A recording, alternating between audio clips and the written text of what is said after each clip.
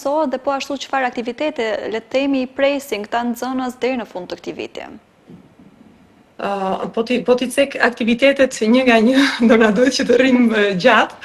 por po e them pak në përgjithësi se janë rreth 140 nxënës që janë në shkollë, por pavarësisht nuk është se janë të gjithë që vinë çdo fundjavë për arsye sepse kanë aktivitete të ndryshme. Është jeta pak më e ngarkuar me sa e shikoj, me sa e kam parë jetën në Shqipëri, qoftë me fëmijët e mi apo me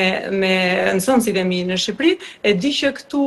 jeta është e programuar në një formë që nuk e ke kohën aq të lirë që ti t'ja përkushtosh dhe të dielën gjuhës shqipe, por duke qenë se prindrit janë aq të motivuar dhe aq ato dëshirën e madhe për ta mësuar fëmijën që të flasë shqip dhe jo vetëm të flasë shqip, por dhe të shoqërohet dhe të jetë më i lirshëm, se në përgjithësi fëmijët e dinë gjuhën, por nuk e kanë atë lirshmërinë për të u shprehur me gjyqërit, me familjarët apo me shoqërinë në Shqipëri. Dhe i sillin me atë dëshirën e madhe që edhe këtu janë shqiptar, dhe këtu ke shok. Dhe në këtë formë edhe ne na motivojmë, edhe ne na motivojnë shumë që ne të vimë çdo të diel dhe ta japim atë mësimin